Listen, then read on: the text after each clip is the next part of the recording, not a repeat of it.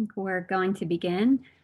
By the way, this event is being recorded, so I just wanted to let everyone know that. Hello and welcome. I am Dr. Allison Dobrik. I am the director of the William Patterson University Center for Holocaust and Genocide Studies, as well as an associate professor in the Department of Teacher Education, pre-K to 12, where we are training the teachers of the coming generations and teachers who are teaching now, many of them who may be here with us today. So welcome, everyone.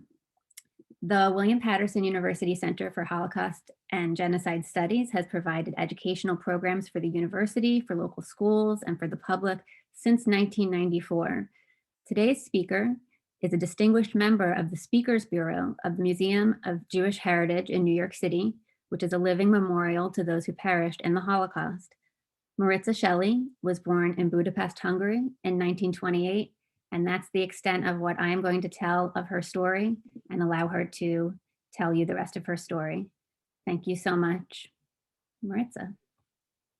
Hello, everybody. Good morning. And I will do the math for you. I'm 92 years old. And welcome you all. Instead of going into any introduction, I will take you right back to 1944. By that time, the war was on for years, and the Jews in the occupied German territories were either killed or in concentration camps. But the Hungarian Jews, their life was different because Hungary fought on the side of the Germans, and Hitler allowed the Hungarian governor, the Admiral Horthy, to deal with the Hungarian Jews as he wished. And although he was not a supporter, lover of Jews, Hungary was pretty anti-Semitic in its history. But he did not wish to exterminate them. He needed them as well.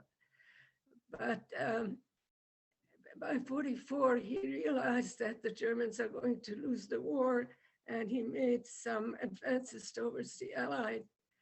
And Hitler found out, and on a beautiful Sunday, on March 19th, 1944, when my sister and I, my sister was 3 years older, and some friends went to a concert.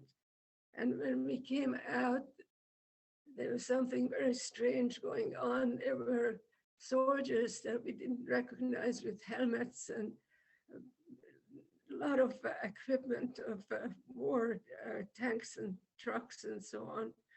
And we soon realized that Germany occupied Hungary.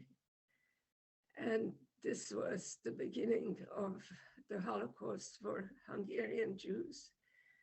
And it was in the history of genocide, it's considered one of the most brutal and ways of program of killing and exterminating people. It went very fast because the Germans didn't have much time. And they assigned Eichmann, who was Hitler's henchman, to take care of the Hungarian so-called Jewish question. So as soon as we realized, my sister and I, that something was happening, we rushed home, and we found our parents' home, and my father was on the phone, and I still don't know how he knew or how he was even planning to do this, but he was calling to arrange for some so-called false papers. And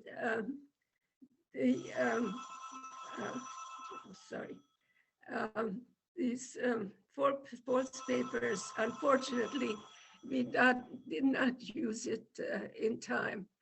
And so the day after the invasion, the so-called Hungarian laws became effective. That is, the very first day we were supposed to buy and attach yellow stars over our jackets. And when we went outside, and we were not allowed to go outside except at certain hours. And we were not allowed to get food except a certain type of food. This all happened within the first couple of days. Of course, I couldn't go to school. I was 15 at the time, and all the Jewish businesses closed, and we had to turn in everything that would give us some idea as to what was going on in the world, because the Germans didn't wanted us to know that the war is being lost by them. So we had to turn in our radios, record players. Of course, nobody could have a car, or even I had a beautiful new bicycle, and I had to turn in the bicycle as well. And very soon, within a few months, they called in all men from 16 to 62 for slave labor. So my father had to leave, and I still don't know where he was taken, but it was within the borders of Hungary. And then within months, they called in the women. I had a birthday and I turned 16, so it was from 16 to 42, and I fell into that category. My mother luckily was 43, so she didn't have to go. My sister and I had to gather with other Jews in the building. By the way, there was only certain buildings in Budapest that Jews could live in. They were assigned as Jewish houses, and a Star of David was posted on the top of on the door of the building.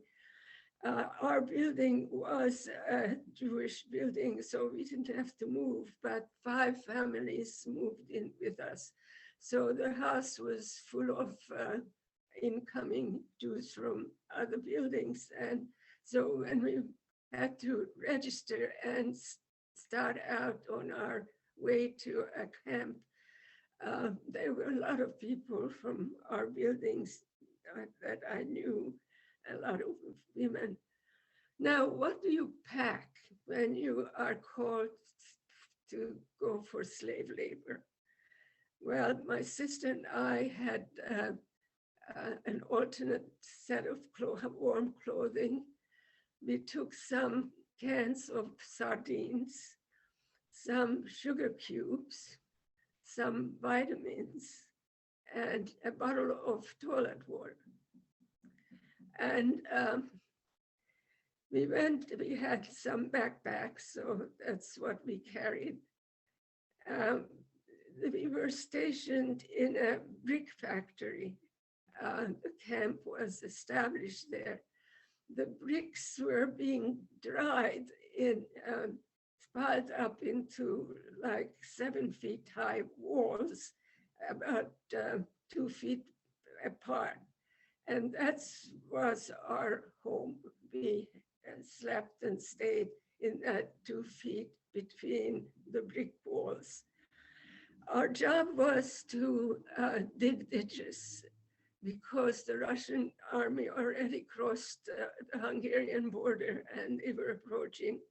And the Germans wanted these ditches to stop the German tanks from entering and going against Budapest.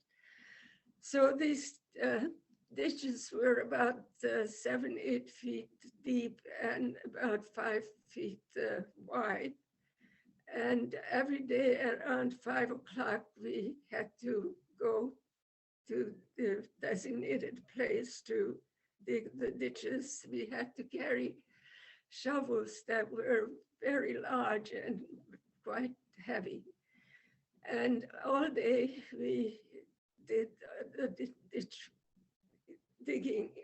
if we stopped for any length of time, one of the guards, which they were Hungarian guards and they all had guns, they would poke us with their guns. And so we had to start and work practically all day with very little food and very little water. That's why the toilet water came very handy, because we didn't have enough water to wash. So that's my sister and I used that. By the way, my sister and I decided no matter what the circumstances, we will try to live as normal life as we could. Like at night, we changed into our clothing that we brought along. So we didn't have the same clothing during the day. And we tried to keep ourselves clean as much as we could. Of course, we were full of lice very soon. But anyway, I think that's really kept us alive. I mean, the very fact that you try to keep your identity and do something in order to save yourself.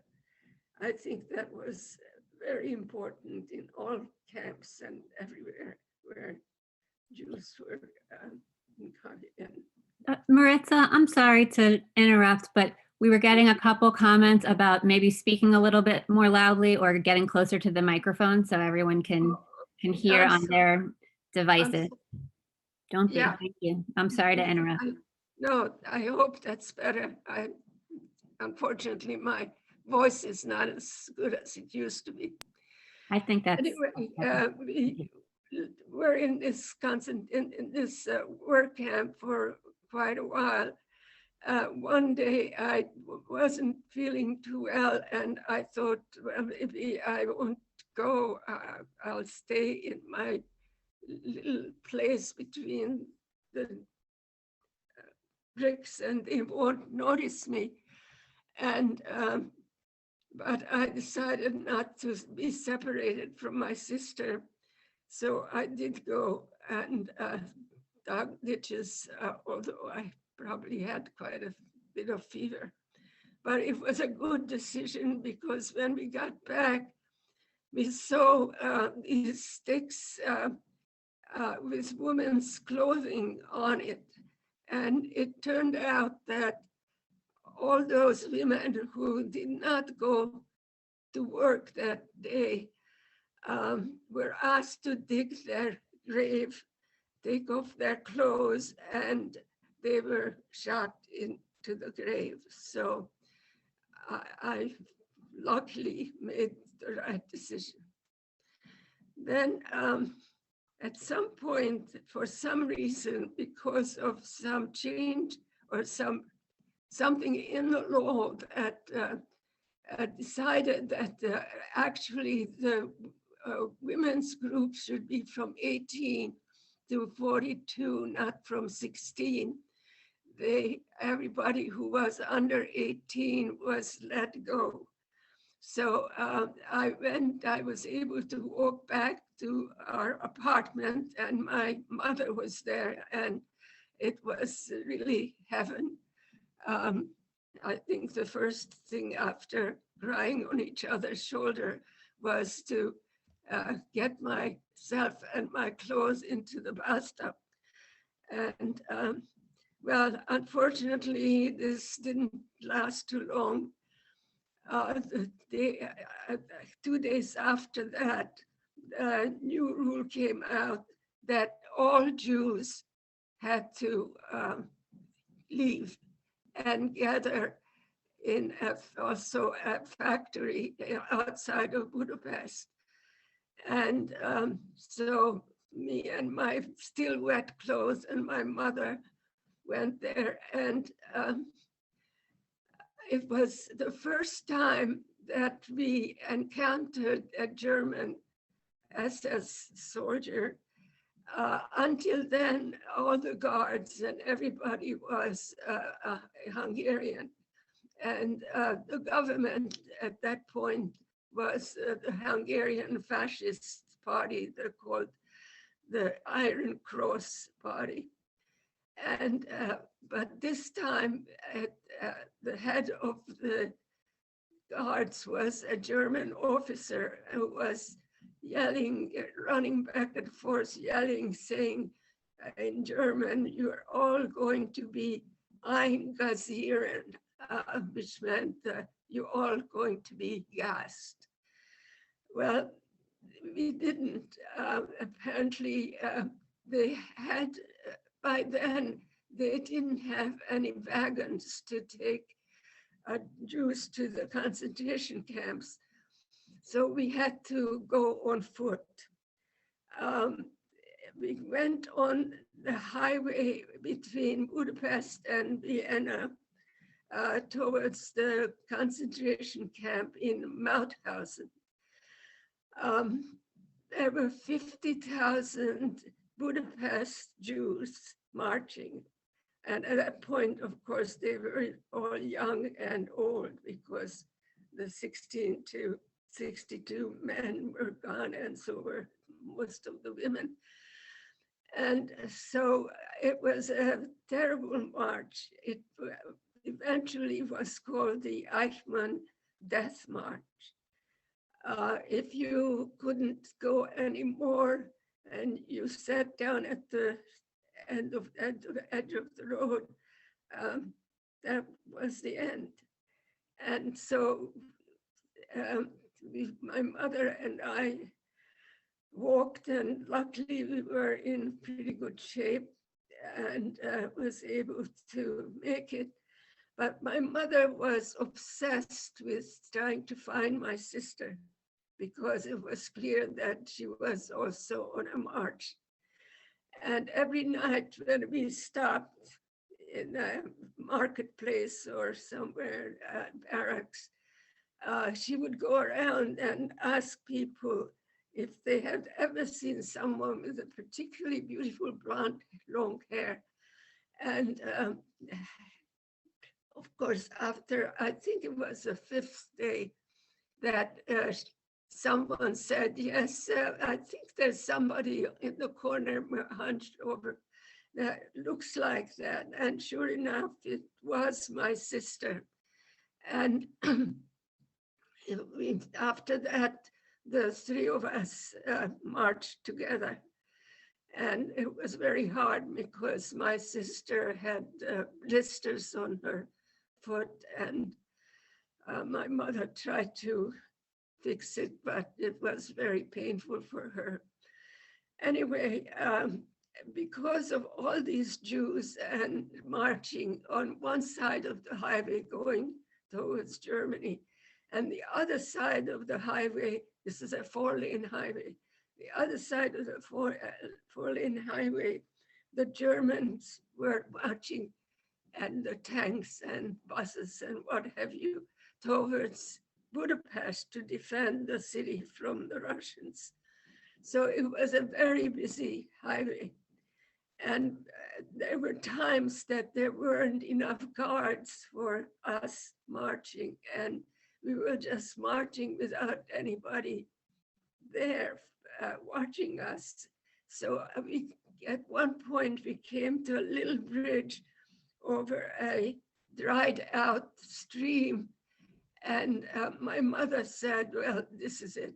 And she grabbed me and my sister, and we jumped off the highway and hid under the bridge and waited until the next group of Jews marched over us. And when it sounded quiet, we went out up to the highway, and indeed there was not, except for all the Germans who were going the other way. We started to walk towards the next village, not really knowing what's going to do.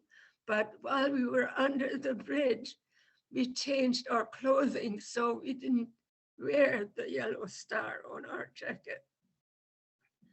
So no sooner did we start walking towards the village, a young Hungarian soldier came to us and towards us and said, "Who are you? What do you want? Who are you?" And my mother very quickly said, oh, we are trying to escape from the Russians. We come from a village where they already occupied the village, and we have some relatives uh, in this village here, and we want to ask them to help us. And the soldiers said, well, I am from this village. I know everybody. Who do you want to see? And my mother again thought the least Jewish and the most Hungarian name and said, we're looking for this family. And he said, which one? The widow or Joseph? And my mother, of course, said the widow, because if we had to deal with someone, it might be better with a woman. And the soldier said, I'll take you there. And sure enough, we went up some hills, and there was this little house, and we were lucky again because the widow and the older children were out on the potato field. And only child at home was a 10-year-old. And so we gave her the same story and told her that we were relatives from another village where the Russians have occupied. And we didn't know about all these Jews walking. We have no papers to prove anything. Could she help us? And well, we talked her into giving us her school certificate, because of course in Hungary, any document, including grammar school certificate, had your religion on it. And of course, this one said Roman Catholic. So somehow or another, even though I was older, I did have some kind of paper.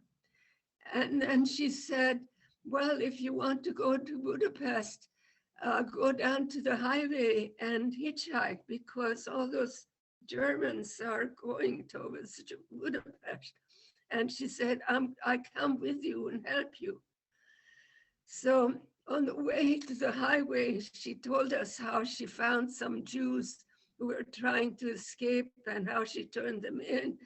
And she was very proud of herself. Anyway, when we got to the highway, sure enough, there was an SS soldier hitchhiking. And while on the other side, the Jews were marching.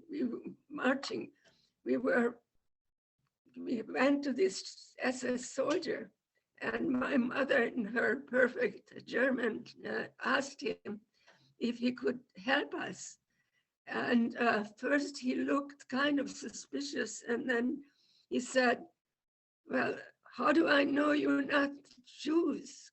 And my mother said, well, look at my two blonde children. How could we be Jews? And this German SS, who probably had a decent education of some kind, actually believed that Jews could not be blonde. And very soon a German officer's bus came by, and they stopped for him and for us. And we all got into the bus that took us to the outskirts of Budapest. As a matter of fact, in the bus, one soldier, one SS, got up to give his seat for my mother, if he only knew. Anyway, we got to this outskirts of Budapest, and our plan was to go to a friend's house who were not Jewish and whom we could trust and believe that they could help us. But it was nighttime, and there was a curfew, and no civilians were allowed. And it was quite a ways to go to this house where we were planning to But we managed somehow. Sometimes we had to crawl on our knees. We went from doorways to doorway, hiding whenever we saw someone on that soldier coming on the street. But somehow or another, it took us hours, and we managed to get to the house of our friends. And of course, they lived in a non-Jewish house, and we were allowed in, and our friends, who were really marvelous and brave people, took us in. And we were able to spend the night there. And it was really quite heavenly. And this was the point where we decided to use our false papers. And we got somebody to go to our apartment and get the papers for us. Now, these papers were made out for a family that mirrored ours, that is same age, more or less same age parents and two teenage daughters who were also marked as Catholic. And so now we had some papers, and we had to find some place to stay. We couldn't stay with our friends because they were in grave danger. If they found out that they were harboring Jews, they would have been killed. So we looked for a hotel, but indeed, because a lot of people were running away from the Russians, the city was full and all the hotels were full. But we, a third day or so, we managed to find what's called a pension, which is a small hotel in an apartment building that took up about 2 floors. And it was empty. And as we found out later, the day before, the people who stayed in that pension were someone, they were attached to the former government that was kicked out when the Nazis took over. And so all those people who were in this pension were arrested and taken away. So it was empty, and we were able to get a room and have a bed and take a shower, and it was like heaven. Soon enough, this pension got filled with people, and one day my father arrived. Apparently he escaped. I still don't know how or what happened. We never talked about these things. But he went to the same friends that we did. We made that arrangement to do that, and found out where we were. And he joined us. And of course, he had also the papers. We had his papers with us. And so we were a family. And for a few days, we even got fed by the pension, and we met the other people in the dining room. And but then they ran out of food, and the Russians started to fight for the occupation of Budapest. So they started the bombing. It was like a 9-to-5 job. It started in the morning, and all day long there were bombs, and they were incendiary bombs, so that it didn't go through the whole building. It just caught, the top floors caught fire. And so we couldn't actually live in the building. We had to go and stay in the basement in a cellar. The cellars were coal cellars because those buildings were heated by coal. So every apartment had its own cellar filled with coal. So we picked one coal cellar, and we moved in.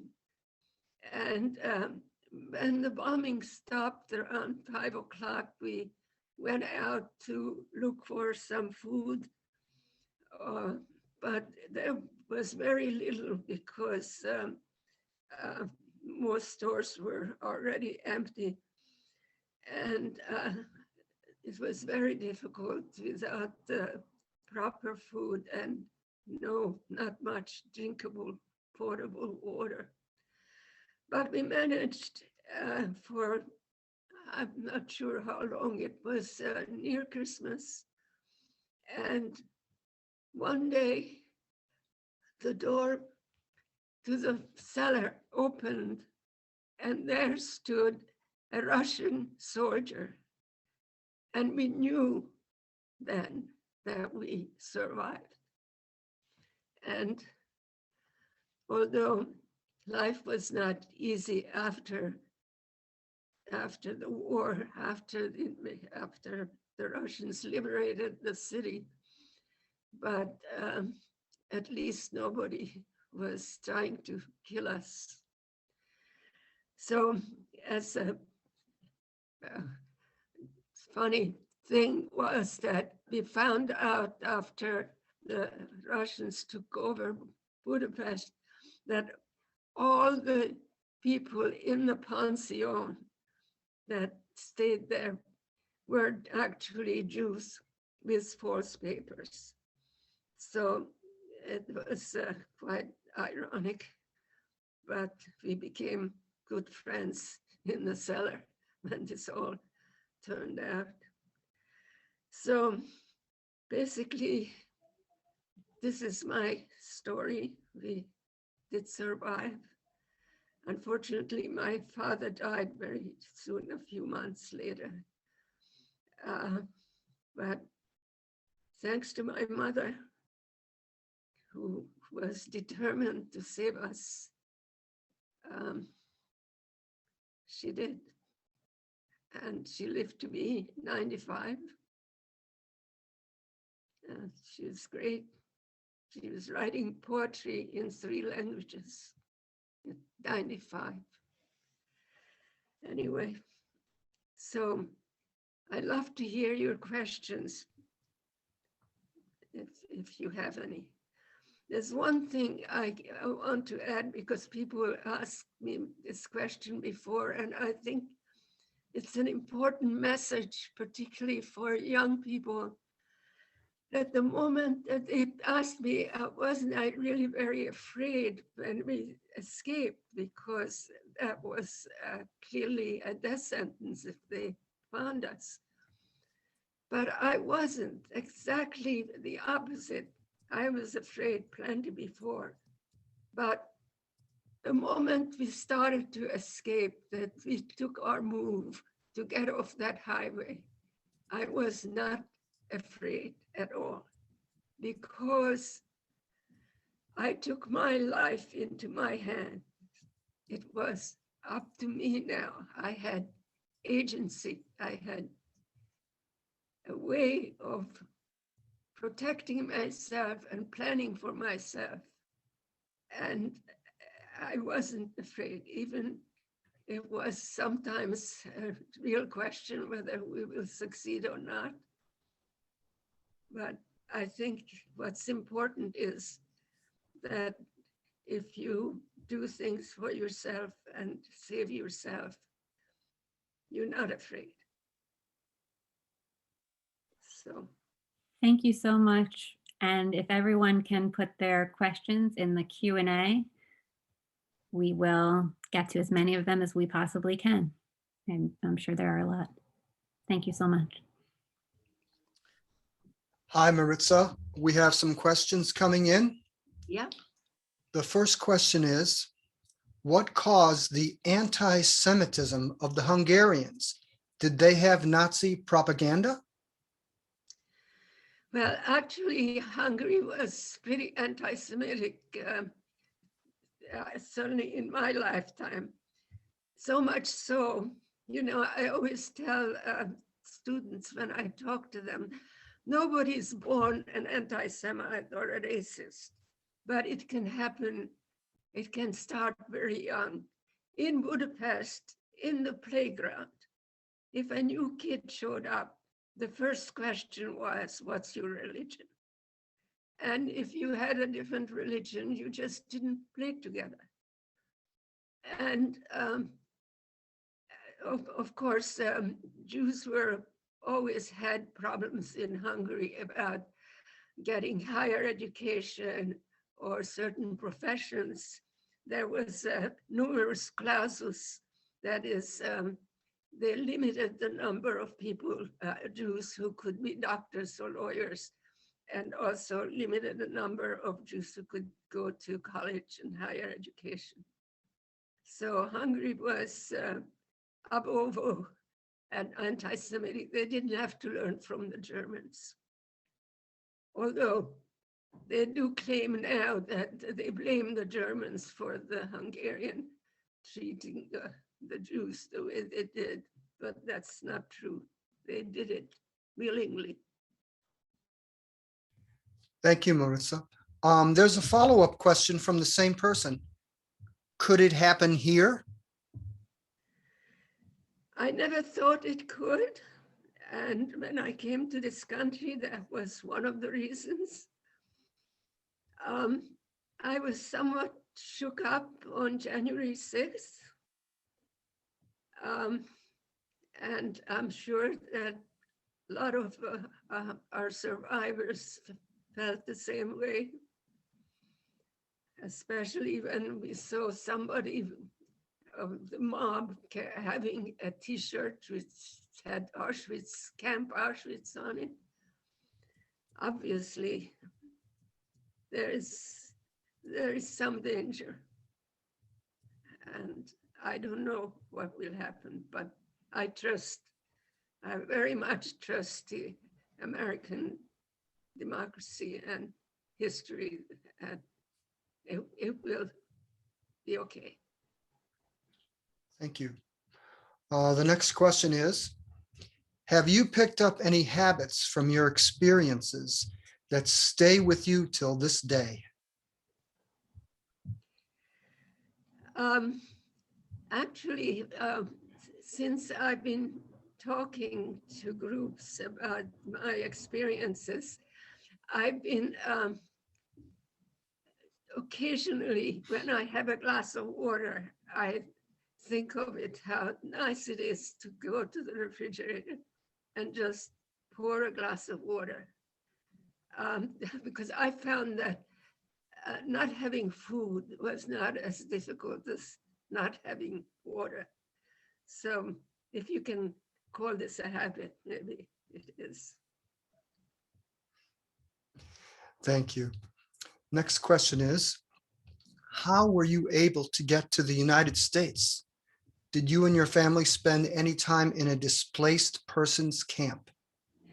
No, actually, my mother and sister stayed in Hungary because we didn't ever get to Germany.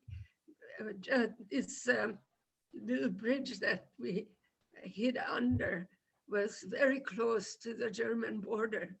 And that's why my mother decided that this had to be it. So I'm not sure what would have happened if we probably could not have escaped under Germany and German territory. What was the question? Again. Were you, hang on, let me get back to it.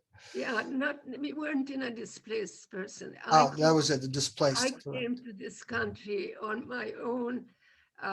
We had some relatives who immigrated in the 30s, and they arranged for me to come here. And I came, my mother and sister stayed in Hungary.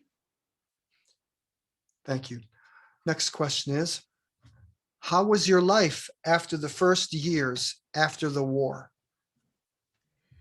Well, you can't talk about years because strangely enough, things got much better after a while. But the first year, or close to the first year in Hungary, I just stayed in Budapest, was unbelievable that it ever became a real city again. When we came out of that hiding in the coal cellar, it looked unbelievable. Everything was in ruins. The streets were full of dead people, dead horses. There was not a store with anything in it. And there wasn't a piece of glass in any building. So we managed to get back to our apartment house, and our apartment, which had a lot of bullet holes, and of course no heating and no glass. And this was in February. So it was pretty cold and it was hard. But slowly people from the villages came to the city with food that they had, and they traded for clothing, for furniture, for anything. Their money was useless. The Hungarian money didn't exist. So it was a barter economy. And soon enough, people started, when the Russians came in, they made people actually clean up the city and get rid of the dead people. We ate the horses. They were frozen on the street, and that was our protein. But soon the city got cleaned, and some buildings started, and people opened up stores. And I couldn't go back. I had to go back to school, but I couldn't make it. I just felt that it was a life that I couldn't lead anymore without care, just, learning Latin and math. And so I, also my father being dead, we had to make money. So I started to work, and eventually came to this country. And but Hungary somehow survived. People ask whether with the pandemic, will this city be the same as it was before? Well, I've seen much worse, and it became as it was before. Budapest is a beautiful city now. Thank you. What was the language of your family at home? Were you Yiddish speakers? No, not at all. We spoke Hungarian. I understood Yiddish because we also spoke German. And it's the relationship between German and Yiddish, but we didn't speak Yiddish at home. Thank you. Next is, thank you for telling your story. I am first generation. My parents were survivors. They chose never talked about it. When did you emigrate to the US? What was that journey like? Well, the fact that they don't talk about it is understandable in some ways, but if they alive still, I would encourage them to talk about it, because it's so important now that people know what happened, because unfortunately, we survivors are not surviving so much anymore. I think there's really no witness to this under 80 who can talk about it. And so I think it would be important.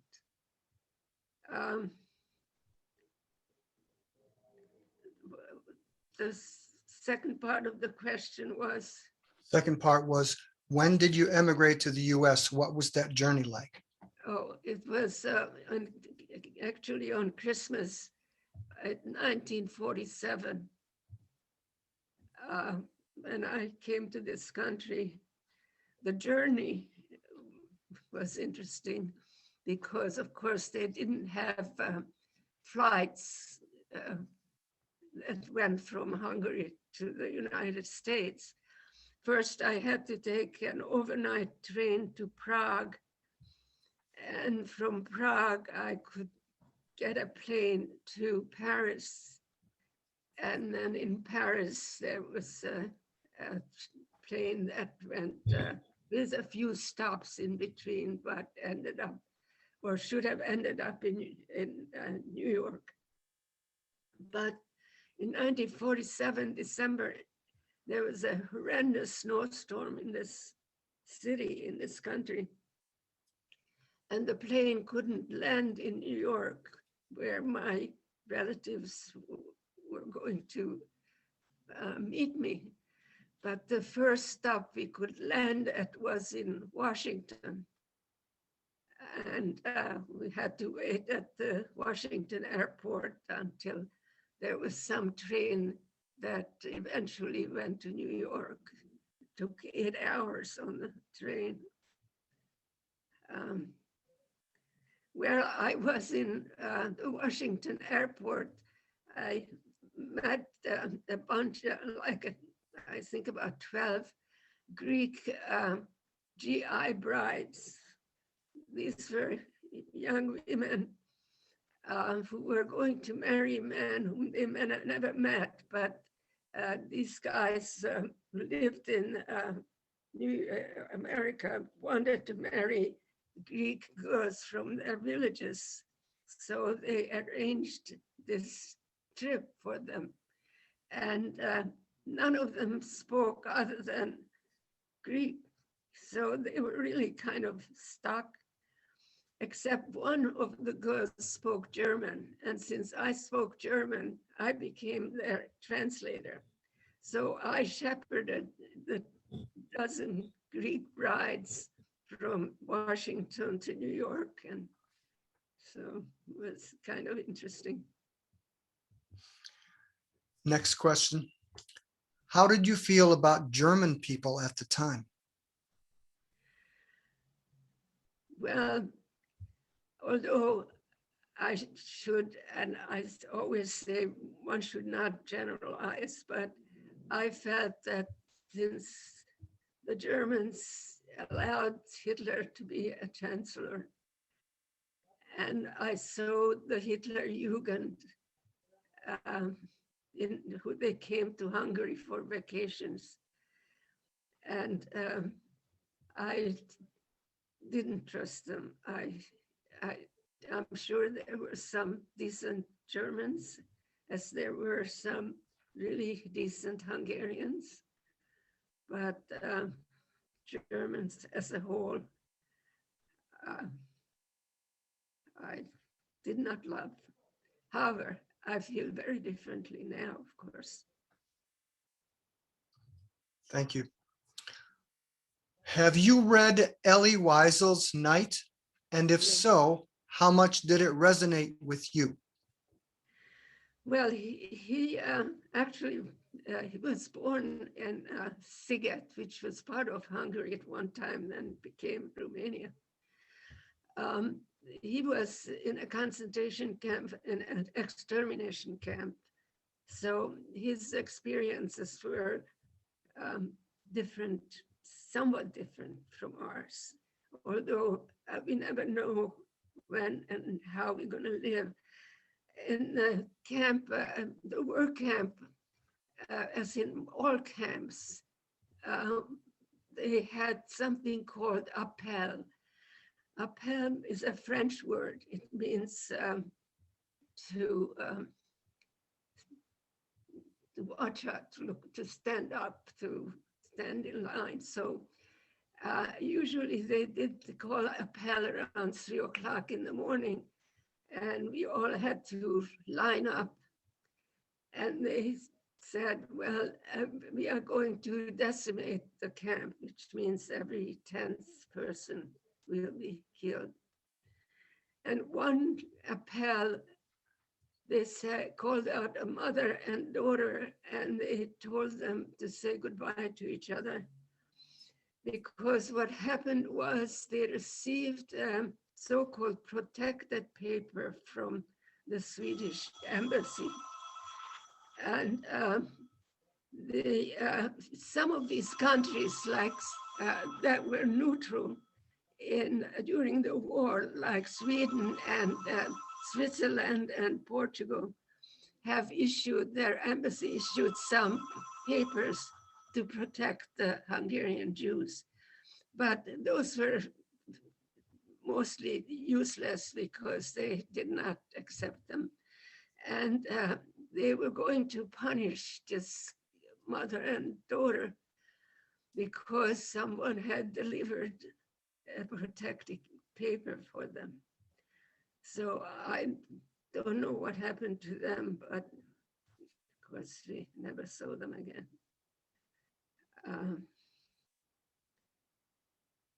So my experiences were basically the same, but very different from Eli Wiesel's. Thank you. I'd love to hear a little more about your mother's life after the end of the war.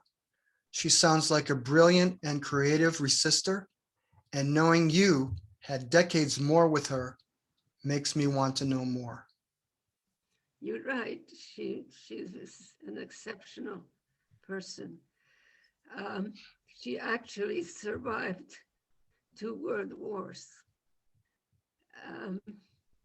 And she was brought up in a fairly well-to-do family, and she even though those days was not usual, she was well educated, not college educated, but she went through the gymnasium, which is 8 years of the European style high school. And she was very well read, and she was very artistic, and that's something that I had got interested in art because of her. And she married my father when she was 18 years old, and my father was quite a bit older. But they had a good life. My mother loved to travel, and she spoke many languages very well. And she was not only a great mother, but a great woman. And I wish I could tell her how proud I am to have her as my mother. Thank you. How did the Russians treat Jews after they liberated a region or a city? They didn't, as far as my experience and my friend's experience in Budapest, certainly they didn't care who was Jewish, who wasn't. I don't, it was, they were an invasion force. So they were not terribly friendly to Hungarians, since the Hungarians as a whole, except for Jews, have fought them. At some point, because our apartment, many of the Jews who were originally moved into our apartment had, after the war, more or less moved out, not all, but we still had empty room. And when the Russians came to Budapest, some of the Russian soldiers were moved into apartment houses so we had a Russian, I think he was a small officer, I'm not sure, moved into our apartment. And we were very upset about that because we certainly didn't trust the Russians. But the first thing that he did is to greet my mother. And he said, in English, I think. He said, what language would you like to speak? And so they agreed on English. And he was pretty proficient. And then soon we didn't see him much. He mostly stayed with the other soldiers. He just slept there. But very soon after, big boxes were delivered to him, and they were all full of books. He was a very well educated young man. Then his wife came as well and didn't stay long. But my experience was they never asked whether we were Jews or not. It just didn't matter to them, I think. And I don't, there were about 800,000 Jews in Hungary, and 600,000 were killed. So very few Jews who went back to the villages. Most Jews lived in Budapest before, and if they survived and came back, was in the big cities.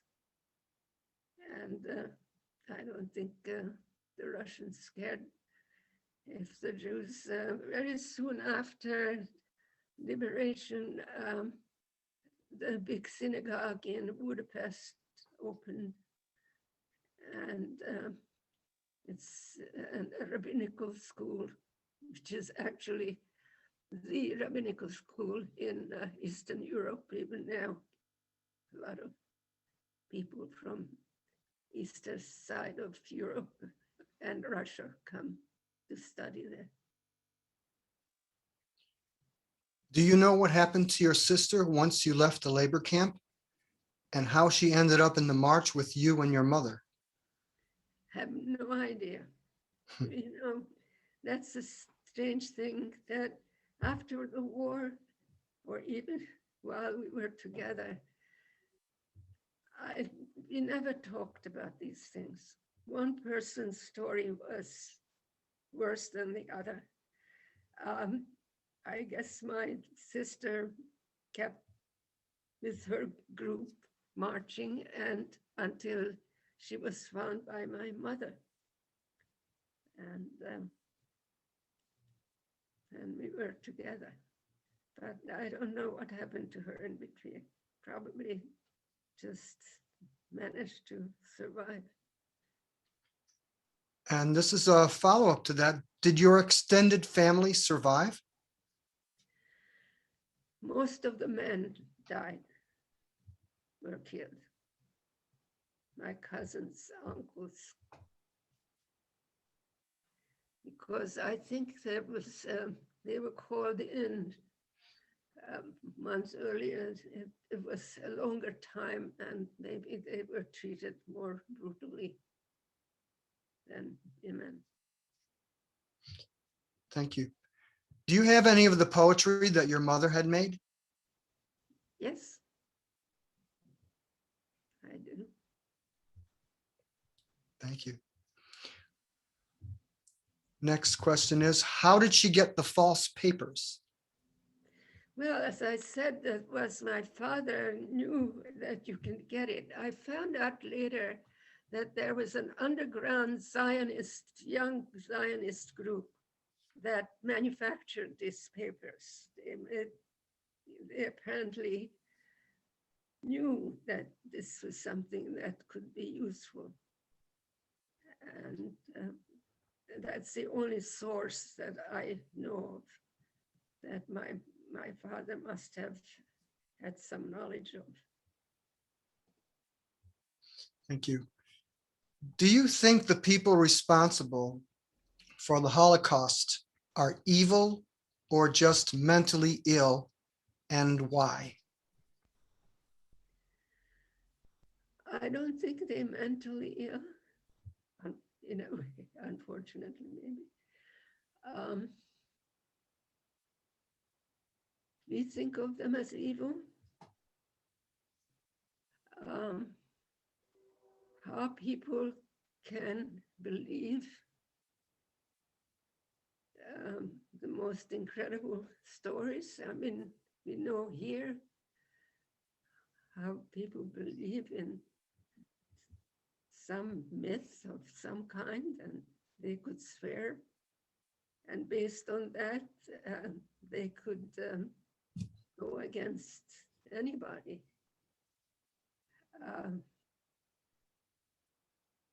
I think the mistake was, in my case, all through my life in Hungary, through my schooling, where I went to school with non-Jewish, it wasn't a Jewish school.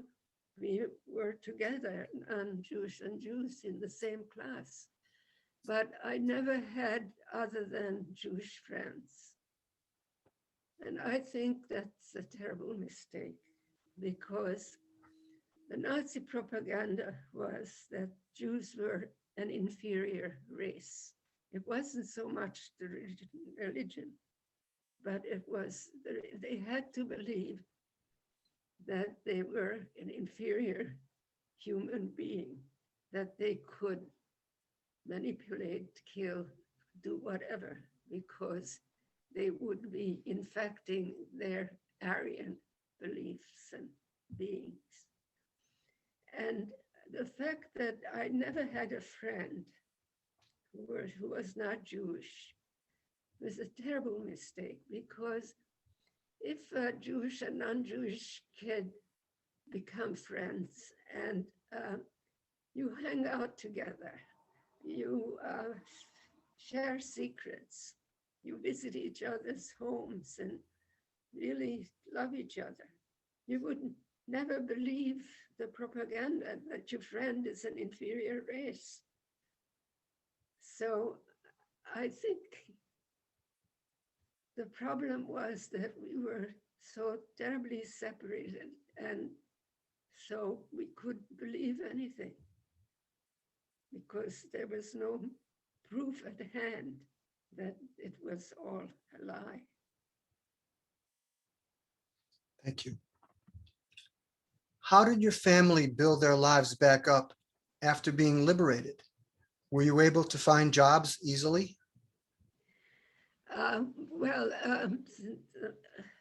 It wasn't easy. I studied, rather than going to school, I studied at a photo studio to become a photographer. I had an opportunity to do that, and I was interested in that. And I did get a job as a photographer. My sister, on the other hand, who became a dancer, she was, we both did study dancing when we were young, very young, but she continued, and she became a very much respected and dancer, choreographer, and teacher. She was teaching at the Ballet Institute, one of the foremost teachers. She was invited by various countries to teach, but she decided to stay in Hungary, and she had a fabulous career. And then she actually performed in a play that was directed by a young director who they fell in love and got married. So she was always connected to theater and performance. And so she did all right money-wise. My mother, on the other hand, had worked at various places, found jobs because of her knowledge of languages as a translator for post office or various government offices. And so it did make made our living. And during those days, it was the sort of socialist time. Living was easier because, for instance, rent was free and food was more affordable. Thank you. Did this experience strengthen your faith?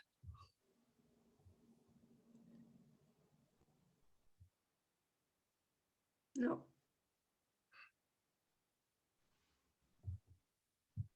No, I don't. I maybe faith in good people, like the people who have helped us when we first escaped.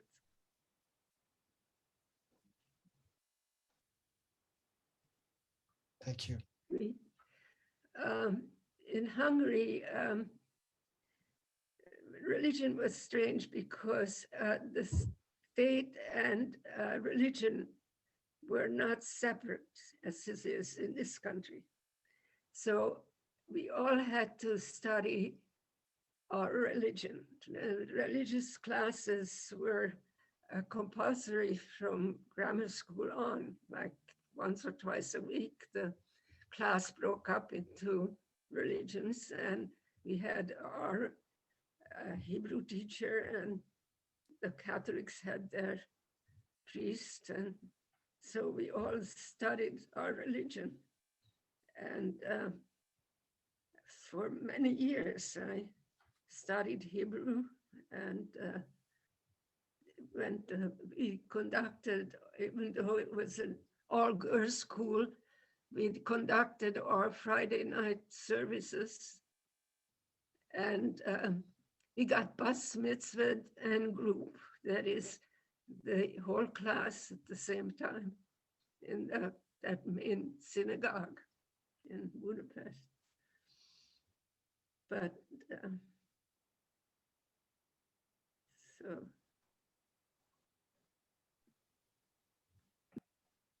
Thank you. What is your message to people, children in particular, who are faced with limiting oppressive situations, anti-Semitism or racism? How do we persist in the face of these hardships? What is your advice? well, as I said, I think if kids particularly get to know each other, if they're allowed to meet with each other, play together, get to know each other's religion, I think that might help. Certainly against anti-Semitism and anti-racism. I think if a Jewish family invited a non-Jewish kid from the class who is Muslim or Catholic to a Seder to see what that is like, or a Jewish kid go and participate in somebody's Christmas celebration. It's not going to hurt them, but it will get them to understand and appreciate and maybe even respect the other person. Thank you. Did you have to pay for your papers? You mean the false papers? I have no idea what my father made arrangements. Probably. Thank you. For the youth of today, what are the warning signs or ways to prevent from an unfortunate event like the Holocaust from happening ever again? I think when people hear the stories of the Holocaust and other stories of other countries of how people are treated, and there's an uproar and fight against it, I think maybe people will change. better understand. I wish I had the answer worldwide. The whole world is so full of hate and fight, and it's sad. But I think for kids, there is a future that if we teach them. I think most schools, that's what we should do, is pressure the education departments all over the country to have a subject of not just the Holocaust itself, but generally of genocide. And it would be important if the kids have faced what other countries or other kids have faced, and even themselves.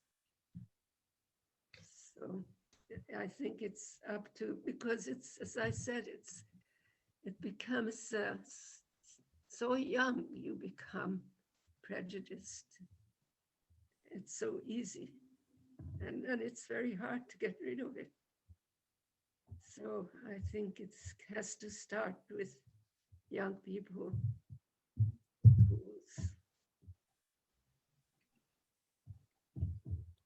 Thank you so much. I think I see people going home or leaving, and I would just like to really thank you so much for sharing with us today. It was a beautiful event that I know that people remember for a really long time. I thank everyone here for coming. In April is Genocide Awareness Month. So as Maritza was talking about the importance of continually learning and studying about not just the Holocaust, but genocide and racism and anti-Semitism, please do look out for a list of a ton of events in April where you can do that with us. And thank you very much. Thank you so much. I thank you. Thank you for the opportunity of my talking to you all. Wish you well. Thank you. And thank you, technology people, for helping so much. And everyone have a wonderful day. Bye-bye. Bye.